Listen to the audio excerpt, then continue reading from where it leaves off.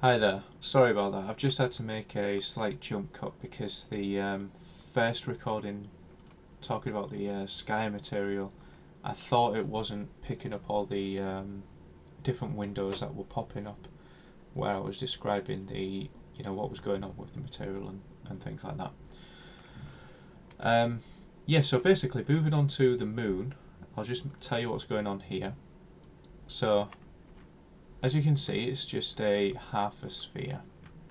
And then if we go into the material, and then the parent material, I can show you here exactly what's happening with the material. It's very straightforward.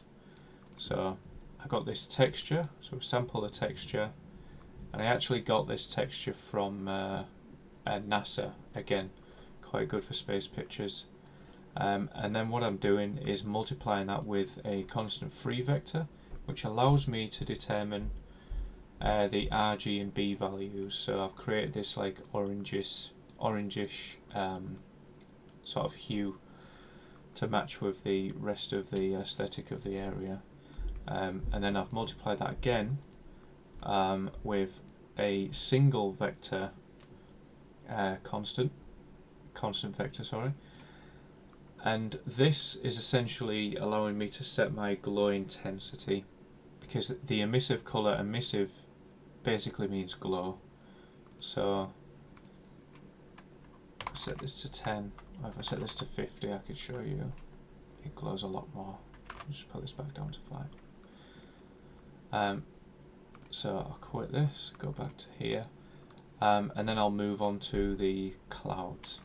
So these cloud rings, if I go into the front view, you can sort of see it's just three rings here to create the parallax effect of layered clouds, where the ones at the back are moving much slower than the ones at the front. The way I achieved this was to create a simple mesh, a ring, and then, oh, that was a mistake. Go back off this material. Yeah, the way I achieved this was to create a simple ring. So I'll go off this and then create this material. This is the clouds. It's just previewed on a square right now. If I go into this, you can see it better on this sphere.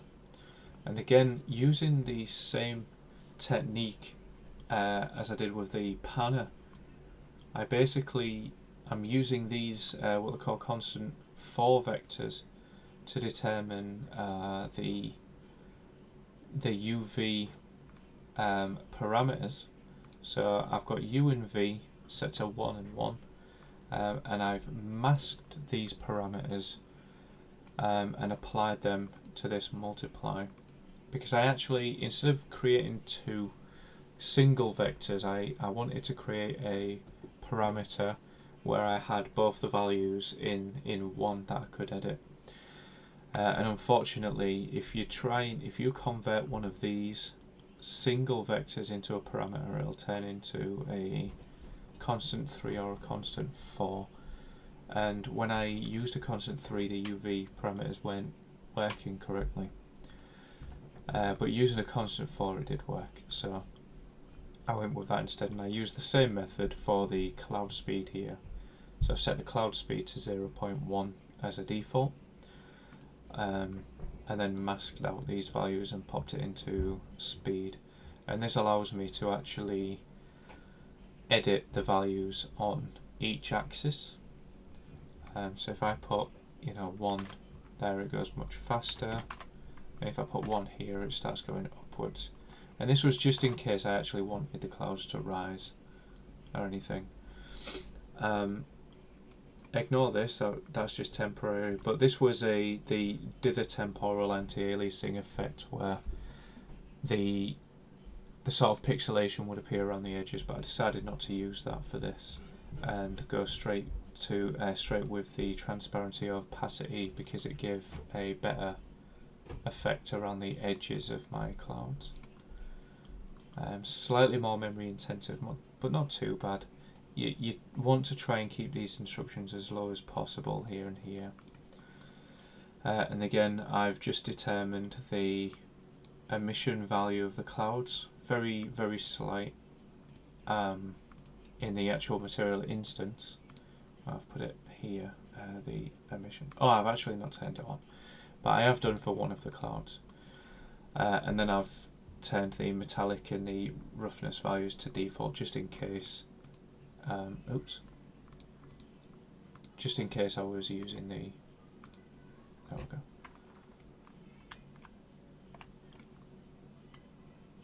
There we go. Got the video back. Sorry about that. Yeah, just in case I happen to want to use those values. So, moving on to the lantern. This is one of the first things I created. So after sculpting and baking out the material, so I sculpt. So you create the model, you create a low poly model, and then you sculpt it, and you increase the amount of polygons with the more detail that you want. And this was incredibly tricky because I had to UV unwrap some quite intricate areas, and I ended up with these horrible seams that I didn't quite like, but I got a decent enough result anyway.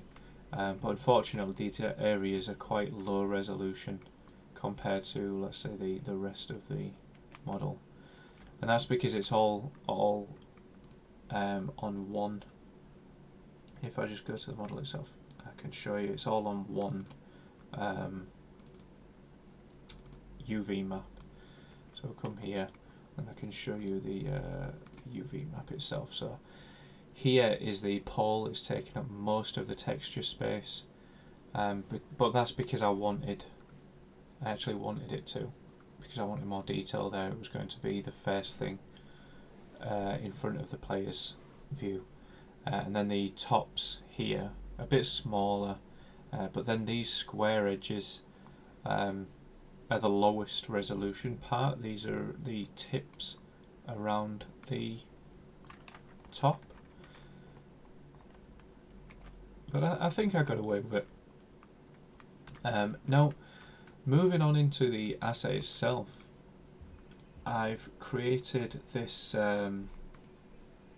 Well, first of all, I took a candle sound effect from the internet, and then edited it slightly so it loops and it's only short. And if you get close enough while you're in the game, you'll be able to hear it. Right then, so if I go on the point light, because I had to create a material for this as well, which is right here, the flickering lantern instance material. If I go into the material itself, I had to use a little bit of math to, let me just put these on the full screen so you can see. There we go. Yeah, so I had to use a little bit of math just to get this flickering animation to appear. And basically, if I use a time node, that's basically saying go forward. And if we connect that to a cosine and a sine, which the difference between a sine and a cosine is set forwards by some units. So you create this kind of doubling effect. And then I've added another cosine with a slightly different period value there. So 4 whole units, 1.3, and then 0.4, and then this creates like a random wave, and then I clamp it between 0.7 and 1, 0.7 and 1, so that it doesn't go extremely dim. If I put this to 0, you can see it goes completely black. I wanted to limit how dim it was going to go. And then I just pop this into the emissive colour. Right, so I'll come back. And then for the flame, I'm just going to walk you through the process really quickly. So the flame itself was quite tricky because even after following the tutorials and things, it's not, I wasn't getting the desired result. To begin with, I had a single flame anyway.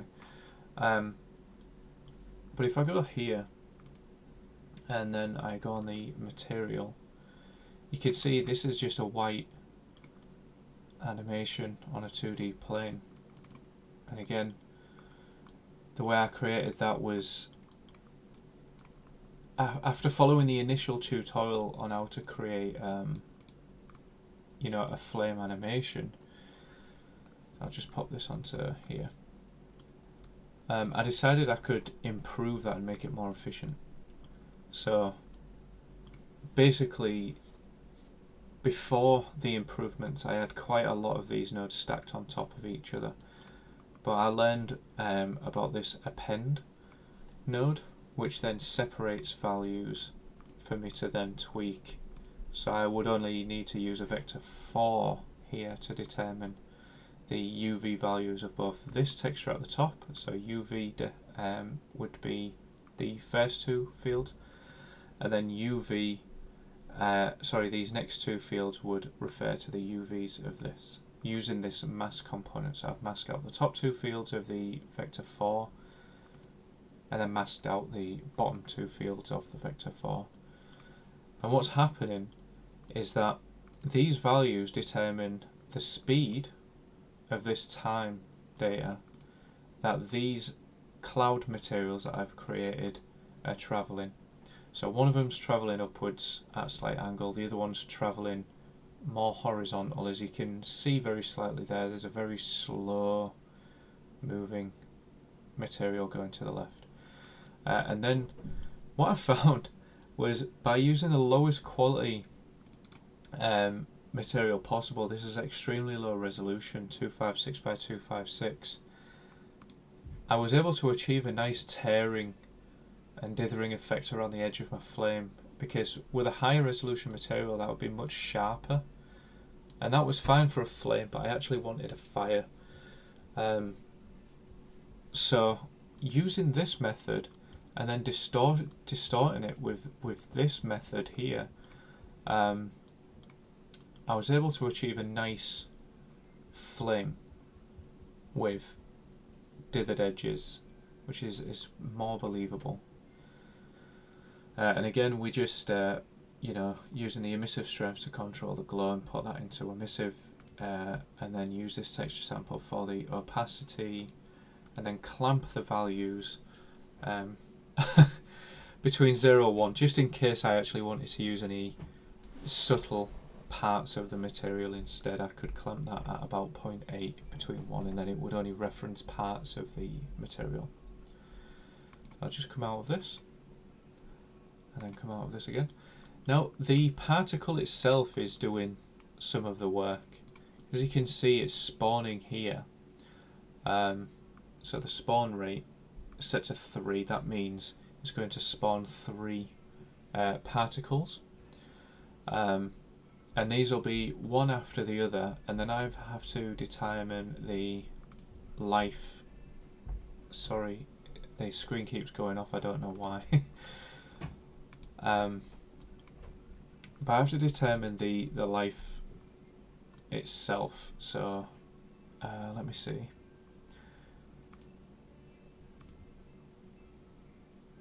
Where did I put it? Sorry about this. Alright, okay, so in particle spawn,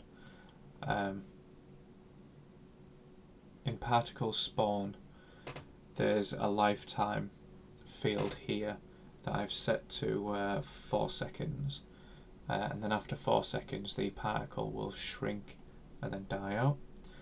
And then here, sorry, I don't know why the screen keeps going off every time I mouse over this section, but I don't know. If I record the entire screen, the frame rate drops significantly. I think it's just something to do with this software. So anyway, in this colour section I've determined where I want the colours to begin, and then fade out towards the top, just to give a more believable flame appearance. yeah, and then using these different sections, I dare click on the thing again, but using these different sections such as the initialized particle and the velocity cone, I've told it to stay in this location and don't fly off somewhere, because that's what particles do initially when you drag them in. It starts off with a kind of fountain animation, so I wanted the particles to stay put. Right, so I'll just come off this. Now, again, the material, I'll just very briefly go over the material for the lantern, because this is going to cover pretty much everything in the scene. So this is the UV, this is the texture itself, flattened out. And as you can see here, this is called an instance material, and this is where I can change the textures themselves for every model without changing the base material. So I only have to create one material for a certain type of object, such as stone, excuse me, and then just replace the textures themselves. So if I go into the parent material, which is here, I could show you a very spaghetti looking graph, but I'll try my best to walk you through this very quickly. So we already went over the macro texture variation. This, again, like I said, this was stolen from a gold material in the game engine, just for this part here, because I thought it gave some nice effects. You can see it on this pink section, it gives some variation in the tint. Right then, so very quickly, all I'm doing here, I've set the default material, so I'm not using much memory for the texture itself, and only changing the materials in the instance, the textures in the instance. So this is the base color, which is determined, has determination by UV coordinates, just in case I want something to tile, but they're not used generally. It's a special case scenario. This is the normal map, where again I've set the values to 1 pixel, just 1 pixel, at the standard values for a flat normal map, so I've got no bumps. And then this is the ORM, which stands for occlusion, like ambient occlusion texture, roughness texture, and then metallic texture. And then these are divided up on the RBG channels. This is another optimization technique where instead of referencing 3 different textures using these, I can save some memory and just use the grey channels, because the textures themselves are actually just grey. Right then, so in the middle of these references, there's this thing here called the wet function. Now I'll go into that just a second. It was very complicated to set up, but there's some determining values here which is joined up to the wet function. And basically what's happening is I've set a global parameter called rain level, and this is just a float, like a constant 1, so a value between 0 and 1, and then I've clamped it to between 0 and 1, because you can actually go higher or into the negative values, and I don't want that. And then I've used these what they call linear interpolate nodes, which fade one material going into the A, one texture going into the A, fading linearly into the next material, which is coming out of this base color node here, because I've got some special properties in here that determine some base color values that I want to add, such as saturation, when it starts raining.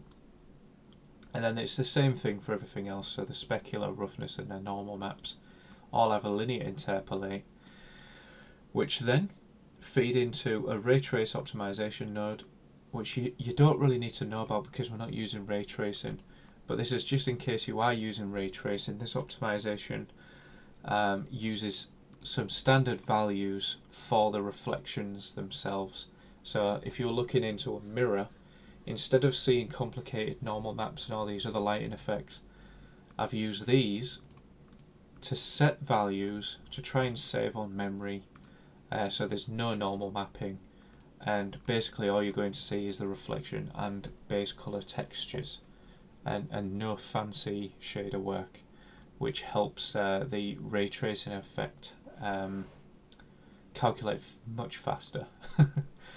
This was learnt by a prolific YouTuber called Ben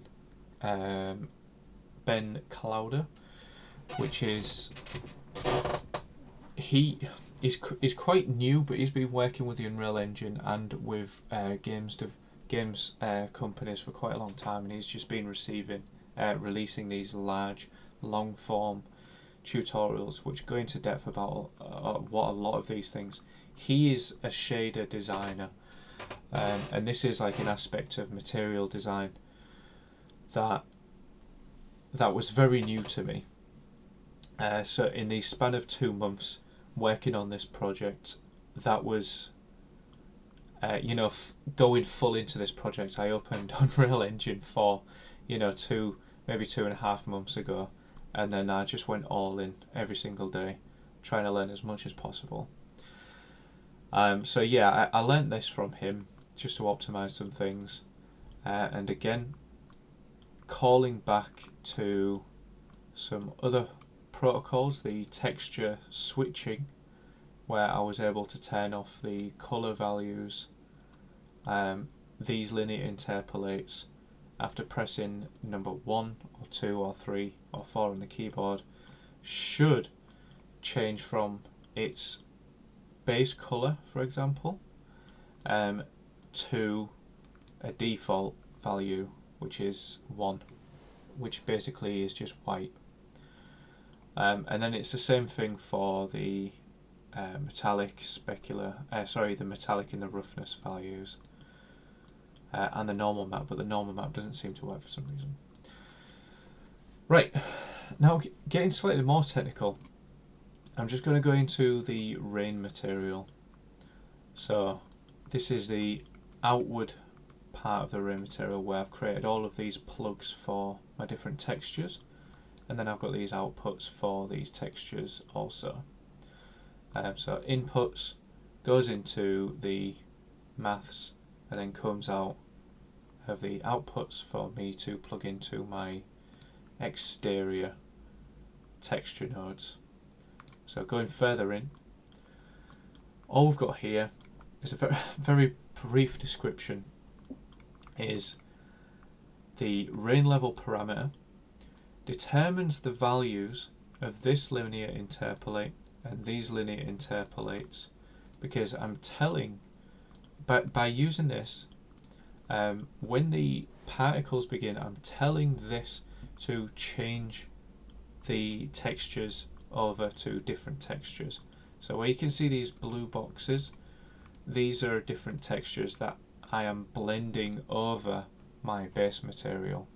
So I've got raindrops, rain drips, then I have to correct the normals, the normal angle, so they're appearing on the correct sides and shading on the correct angle of the mesh.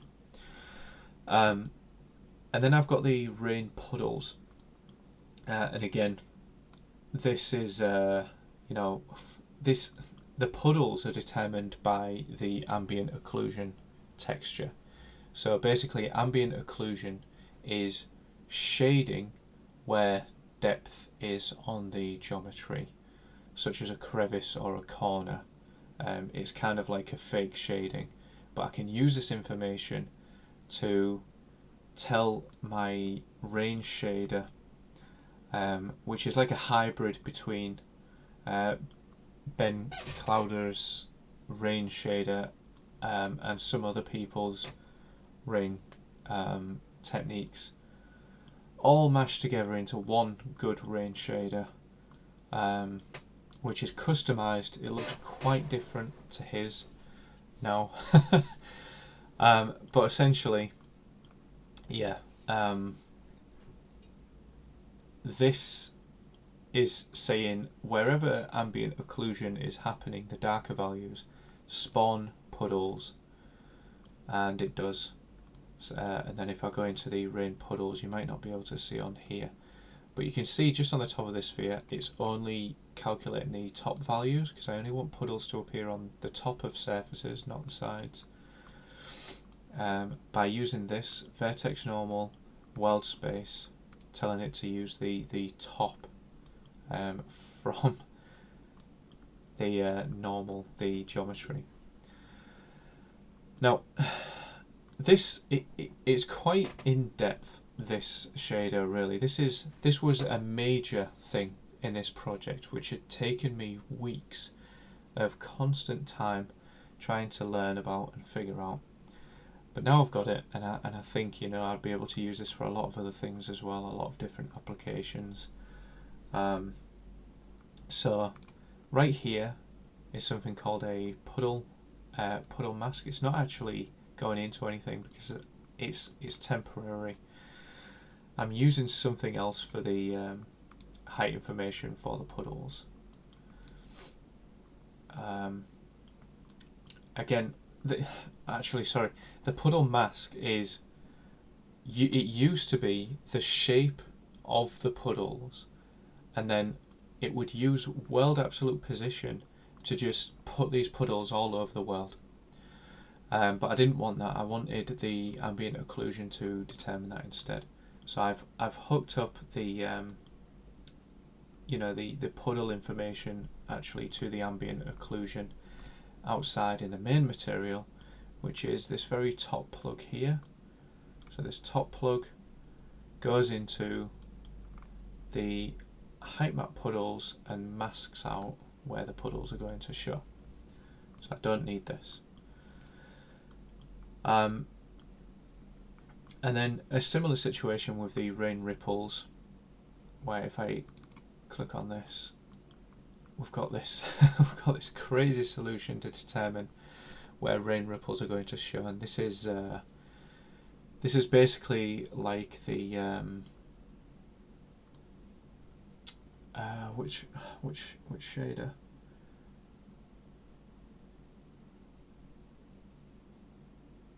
I can't remember. I think it was the candle shader where I'd, oh yeah, these. So yeah, using sine, because I've got this thing here which uses all of this to just sort of like, oh, did I use sine? Oh no, alright, okay, never mind. I stuck with Ben Clowder's solution on using masking out all the different sections of time and then just adding different random values to these times to just basically put splashes in random locations and then add them together. So we've got the time offsets, so they start at different times, UV offsets, so they are placed at different locations, and then intensity variations, which determines how intense each of the rain ripples are when they spawn. And then again, using the vertex normal WS to determine that I only want rain ripples to appear on the tops of surfaces where puddles are. And again, I can go much further into this and tell you these are the rain ripples. It's not animated currently, but this is how they begin. So if I just put this plane on here, you can kind of see. There we go. Right, so basically, feeding in this texture that I created, this is essentially your rain ripples. It's normal data, and it's fading over time, and it's shading around a sphere to determine where the lighting is going to affect the shape and how to light them. And now Ben showed me this way to create the rings by using pi, essentially a circle and a sine wave, to split apart the circle and draw hoops into itself. So it spawns 3, if I remember right. going to the side. Yeah, doing where was it that spawned 3? I think it was the this value here that determines how many spawn. So setting it to 20 caused 3 rings to spawn.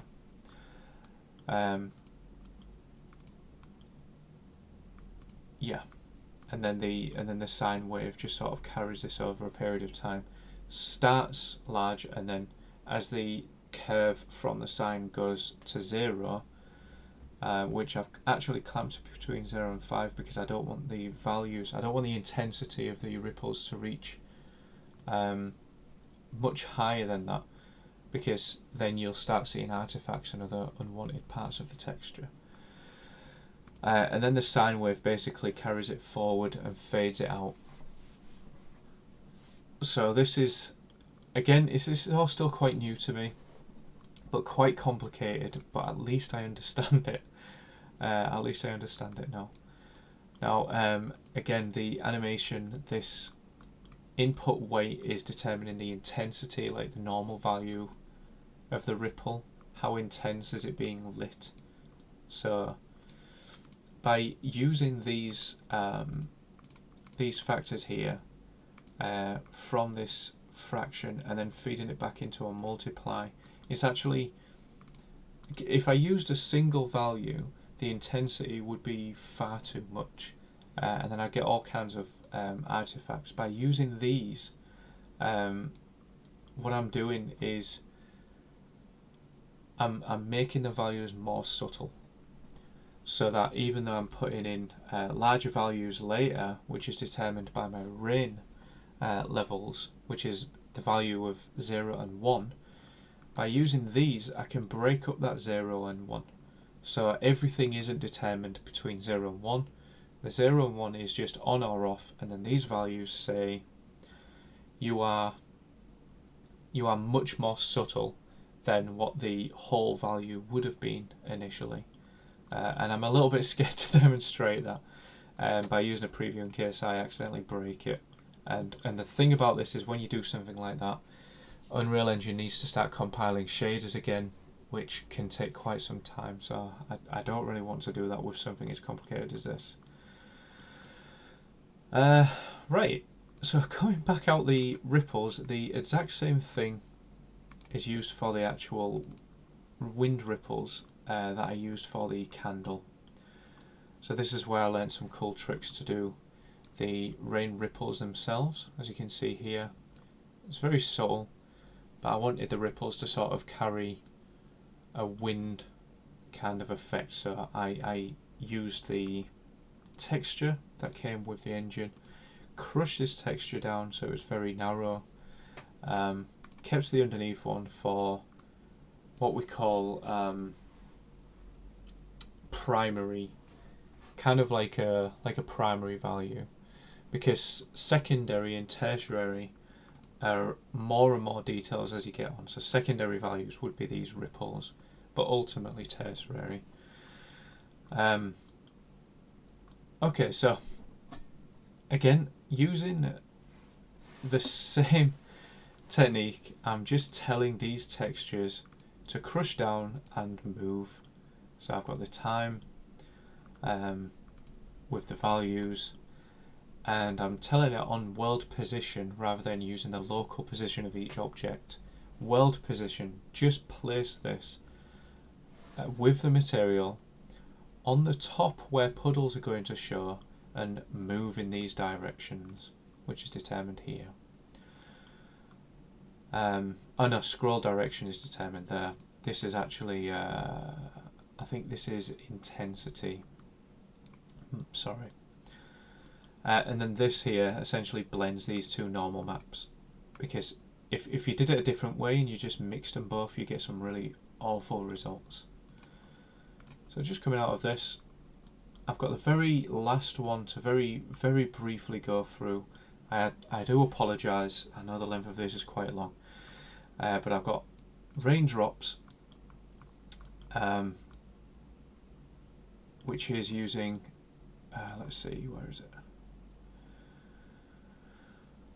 So basically the raindrops is referencing a material that I've fed it in another location on world absolute position, only on the top of surfaces, but I've limited this because it's actually detached, sorry, it's not referenced somewhere else, it's detached in this particular material because I've only used it for the foliage. I only want raindrops to appear on foliage.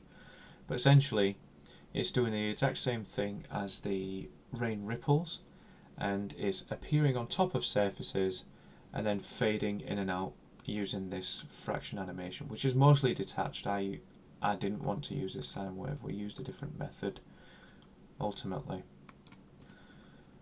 So I'll come out, and then rain drips, very similar situation, uses a normal map and a texture I created. These grayscale values determine speed, so each of the drips are falling at different speeds, or revealed at different speeds, I should say, because these are the drips themselves that I created. And again, world absolute position, determining location, and then speed of the drips and direction. Only appear, this tells it to only appear on the sides of faces, so it's not appearing on the top of this sphere, for example. This determines the speed, which goes into this texture sample, which is, sorry, the speed is determined by the metallic value, which I feed into this porousness node. So wherever it's more metallic, which kind of equates to more smooth, I want the drips to fall faster. And the more porous the area, I want the drips to be very slow or basically non-existent. And of course this isn't determining the speed, it's determining when to spawn. So white is immediately, black is not immediately, and then grey is the values in between. So this gives a more realistic drip effect. Right then, so now that's described, I can kind of go on into the rest of the materials without having to describe all of that again. So say if we come to this, I've combined all these assets to save on memory, and I'm using all these different materials here. I'll just make this full screen. Using all these different materials here, which are all calling back to that main master material I showed you earlier. But I'm just using the different textures that I created using ZBrush for sculpting. This is all the details are manually sculpted in 3D, and then the information is translated into a normal map. So if I go onto this, you can see the information. You can see the information there from the detail I sculpted into the model. And then again with the ambient occlusion and roughness. Sorry about this colour, it's really awful, I know. But if I go on the red value, this is the ambient occlusion, basically saying where I want shading to happen. This is the roughness, so white is very rough, darker values is not so rough. So I restricted the roughness levels to where moss might be shown. And then on the blue value is the metallicness, and it's completely black because it's not very metallic at all. And this is the same process I went through for every single material that I created. So the bridge element is another one that I sculpted, another bridge element, another one that I sculpted, and so on and so forth, ultimately to create my bridge. And this is the standard process nowadays where AAA gaming is concerned, or any gaming. You know, sometimes if you're trying to create a retro looking game, you would use very low resolution textures to get the pixelation, and you wouldn't necessarily have anything fancy like normal mapping or roughness textures or anything like this. They would just be flat. And to demonstrate that, I can unlight my scene, and this is what it would look like without any shading or roughness textures or anything like that. Just completely flat and just looks like an old game with lots of geometry. So I'll just bring this back to lit. Right, so yeah, I'm sorry for how long this is taking to describe. So the foliage was quite a challenge. So as you can see here, you know, these textures are only 512 by 512. This texture on this wall looks quite low resolution, and this is a problem I was having, is the inconsistency between models. To try and save on memory, I didn't want to be creating lots of high resolution textures, so while these models here on the bridge are using 2048 by 2048 texture resolutions, this wall is using a 4096 by 4096. It's quite big, but because the model is really big, the texture resolution appears to be quite low in comparison to the rest of the materials. Because this leaf here, this ivy, is actually only 512 by 512 pixels, and it still appears to be very detailed. Now, one of the solutions I could have used for the wall is a tiling texture, and I should have used that for the mountain as well, because as you can see, the resolution is exaggerated here, even though I used another large resolution texture. But the problem by doing that is I lose the stylization. So that I suppose this is some compromise, and in future I can use a combination of both techniques, tiling and my stylized texture, to try and hide the pixelation and increase the detail using something called detail textures, where the closer you are to a material, new tiling textures and more detailed textures will gradually fade into view, revealing more detail rather than large pixels. Now this is a new technique I've recently learned, but not had the time to implement, so I just compromised there. And again with this, I didn't want to lose the stylization, you know, the normal map information where I wanted particular cracks and details to appear, where I wanted the moss to appear. I just wanted all that to remain. Now there is another material technique I did learn where I could place the moss wherever I wanted to, but again this is something where I was going to implement it but just unfortunately ran out of time. But by using what they call vertex colours, vertex colours, which automatically on any model use R, G and B to determine its location, you can use these to also determine where you want certain textures placing. So if you use one of them as a mask channel, you can actually place another material in these areas using a brush method. So then that way I would be able to blend two different materials together. So if I had a moss material, I would simply paint that where I wanted moss. Right, again I apologise for how long this is taking. One of the last things to go over, I very need to quickly explain the technique for the foliage. So if I go into my content browser here, I've created different types of foliage. I'll go into full screen, and you can see here we have these leaves that are cut out quite nicely, have little holes, and are slightly animated. So if I go into the main material, this is one of the textures, and again this was sculpted in 3D to get all the nice effects, the nice details of the veins and the bumps, and then applied. So I can show you the normal map and this is essentially what the sculpture looked like. So these are quite low resolution, I think. Yeah, 512 by 512 again. But if I go into the master material for the leaf, I've got this animation added, which was part of the flame animation I created. This is what the flame used to look like before I optimized it.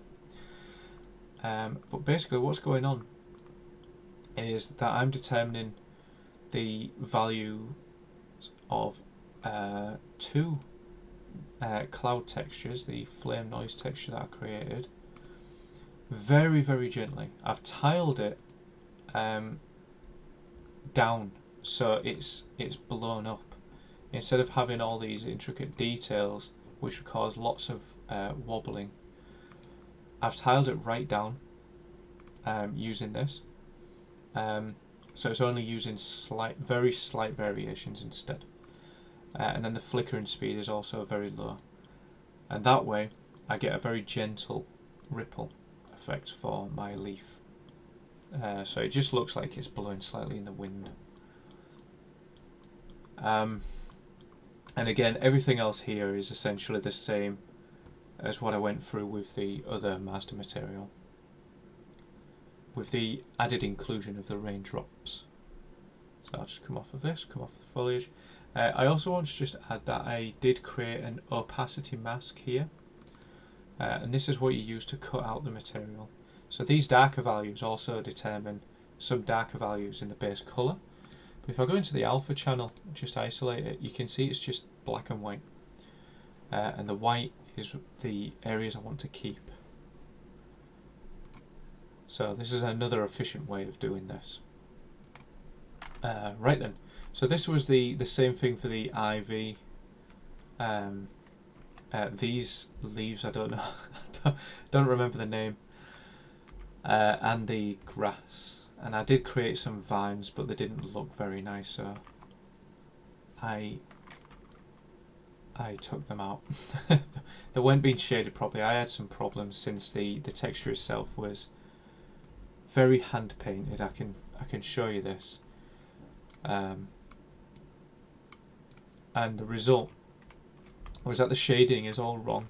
So they're quite low resolution, but the shading was just incorrect for everything. It was too bright because I actually manually created these textures, but again, kind of just, you know, I manually created this normal map by using an emboss effect, because a normal map is determined by light direction.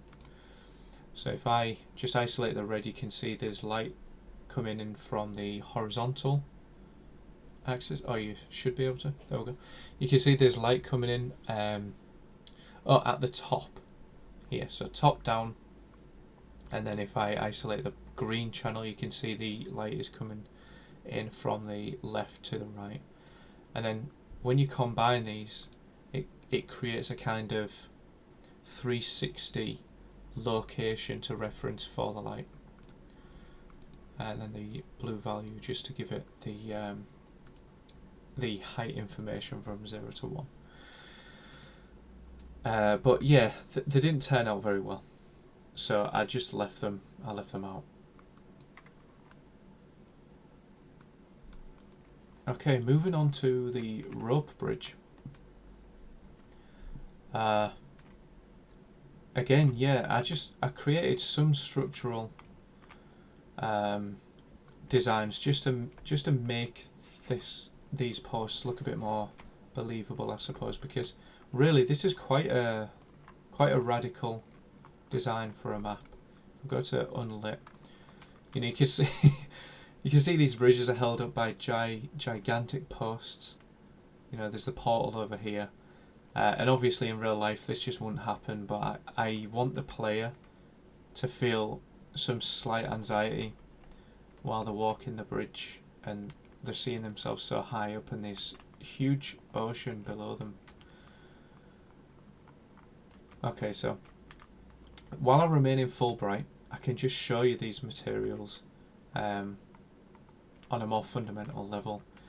The tiles were very, very, very tedious to create. But it was kind of the only way we do tiles in the gaming industry. It's just, you make a section of tiles and then you loop them over and over, and then you take some creative freedom to adjust certain areas. So in each section of these roofs, there's at least 3 square sections of tiles looping, so you can just see there's a pattern. This dark tile, and then this dark tile recurs 3 times.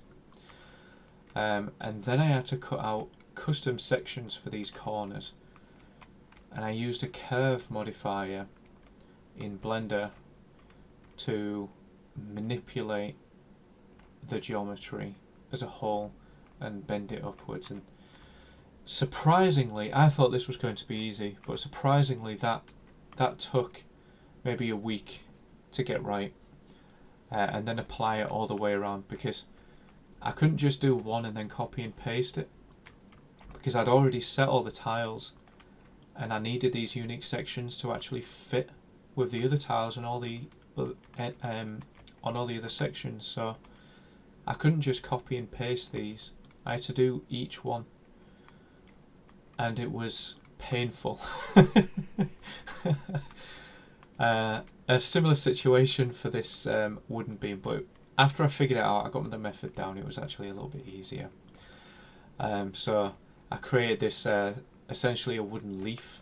Looking at my reference images, this is how the corners of the roofs are held up. So you've got this beam, and then you've got these cross sections here coming out. And the funny thing is, when you design this, this middle beam is at a 45-degree angle, whereas these 2 sections are at a 90-degree angle and a 180-degree angle. So then essentially you've just got this like mathematically perfect kind of leaf shape, these perfect 90 degree angles here, and then if I bend those up, I can use those as the roof supports, and then just under here is what I created, this beam which kind of holds the tiles together. Visually, functionally, I know there's quite a lot more going on with these roofs, but again, time constraints. I wanted to add all the nice little details and the interlocking sections of wood, this awesome kind of interlocking effect that Japan, China, Korea utilize for these wooden structures, to counteract the wind and earthquake effects, to essentially shock absorb the conditions of their living. And again, this wooden post where I created the 4 different sides, you can't really see any looping going on here, but it's just the same post over and over and over, where I've just rotated it around, and that's just a bit of texture trickery. So right then, try to get some structural integrity going on here, replicating the reference images. I wanted I wanted the curved sections of the roof, because after creating them I realised my reference image didn't have curved sections, but every other reference image of a roof bridge or anything of this kind of design, I find that in China the wings are quite extreme. They're very extreme looking compared to Japanese roofs, which are much more subtle. And I believe this is to just give them a more menacing appearance, as these designs, predominantly used for castles, and were created during times of intense civil war. So the menacing appearance is definitely something I wanted to capture there in the actual design itself. And then as for the materials, I added the moss and other effects just to keep it aesthetically consistent. you know, I'll go into the lit mode. It kind of looks a little bit better. You can see the effects of the normal mapping here. Yeah, extremely tedious, but I think in the end it was quite worth it. And if there was anything I was going to do differently, you know, what I didn't want to do was create one section of the roof square and then just duplicate that and stretch it, because that would mean the tiles would stretch, and that was a problem. So I kind of did duplicate slightly, but I added extra tiles towards the back, so the tiles went getting bigger and bigger as I was doing the lower parts of the roofs, because that wouldn't be very realistic. You know, the tiles on the actual structures themselves, they're all the same size, they're all the same tile.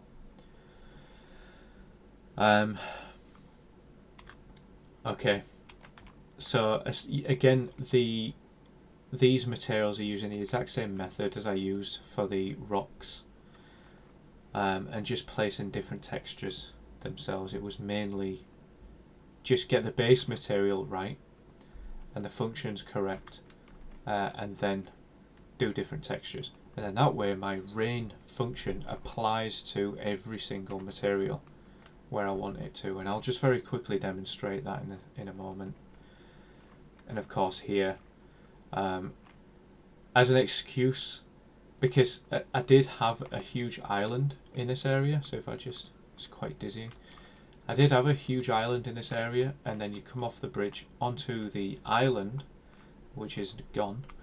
You come onto the island, and then there would be another temple with another location inside, and then there would be a forest and a graveyard and a couple of wooden homes, kind of like, you know, small wooden structures similar to the roof bridge design down there. But again, without making things look unfinished, I at least wanted to, you know, finalize the map. So I very quickly used the panning technique to create this portal, and just placed it there as if everything's kind of been sucked away. And then with the ocean itself, I sculpted it very quickly into these wave formations, as if they're being pulled into the kind of portal / black hole thing. So very quickly, I also just want to show you the displacement map effect. So right here, it's quite awful to look at really in the texture preview. Not this one. Oh yeah, the top one. So you can see the very I've told the displacement map only to affect the normals at the top of objects, and it's affecting just the top plane there. It's ignoring everything else, so you can see what's going on. And if I turn this into a sphere, it gets really bad. Because the sphere is small, but you need very large values, you know, the larger the object is. So I've set the displacement UV to 20 and 20, whereas if I set it to 1 and 1, you know, much smaller, 0.1, 0.1, much smaller again. Kind of does what I need it to, but yeah, I prefer the ripples to look a little bit more visible. If I go into the texture itself, it's doing the exact same thing every other material is doing, just referencing textures. To create the water effect, I blended the grayscale values of the clouds to create a fake normal map, and that kind of just creates like the ocean foam and shininess. Just a very quick and cheap illusion there. And then I fed the displacement map into the world displacement input and the tessellation multiplier, which basically tells the mesh to subdivide your faces. And the more subdivisions you have, the more detail in the displacement you're going to achieve. So if there was no tessellation, I wouldn't really get any movement or detail coming from the cloud noise textures I've used. Excuse me. So then I set the displacement intensity to 50. The tessellation is determined by the node itself. So if I bring it down here, telling it to use PN triangles. And I think this is actually telling it to tessellate one time, because I don't need that many tessellations.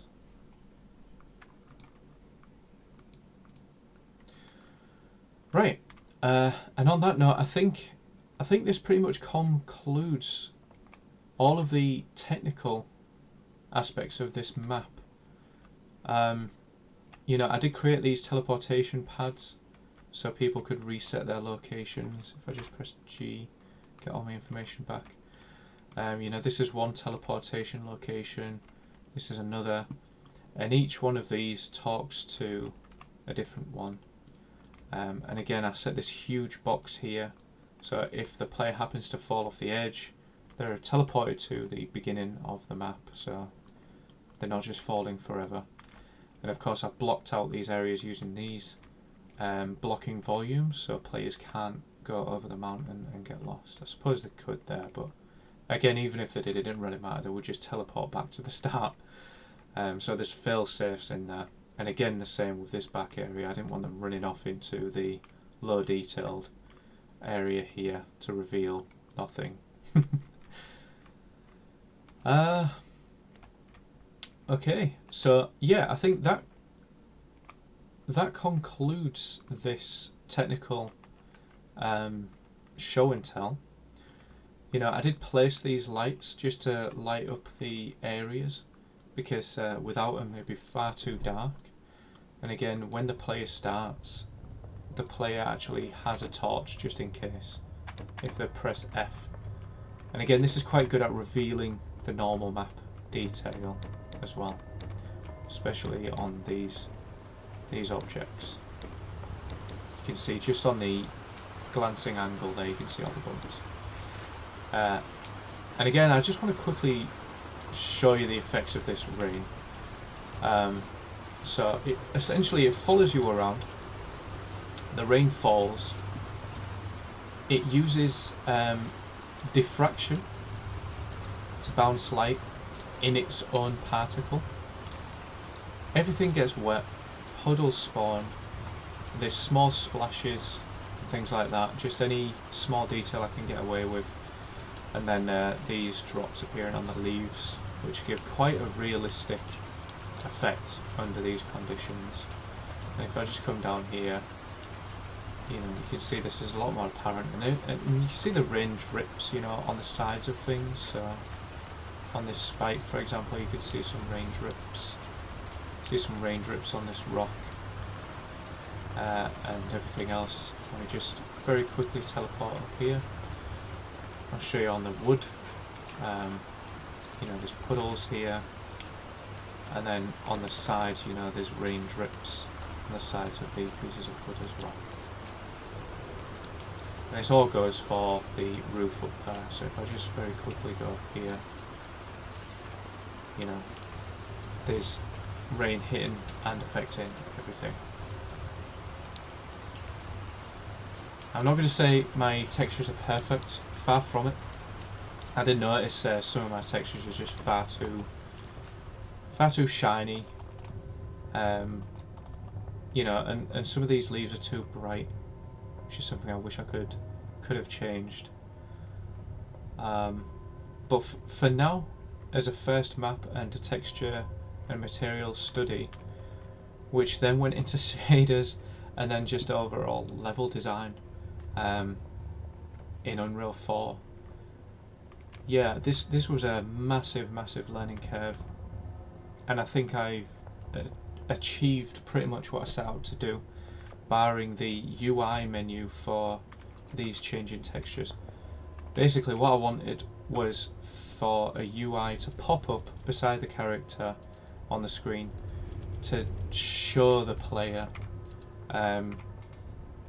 the texture you're affecting and the values that you're changing specifically, and then it would serve as a kind of tutorial, or a demonstration more so, because after all this was supposed to be a demonstration. Right, so I will conclude this technical demo here. Sorry if it was too long, too boring, quite painful to get through, but you know, I hope you have a nice day. You know, maybe go get yourself a coffee or something, and just debrief. So thank you.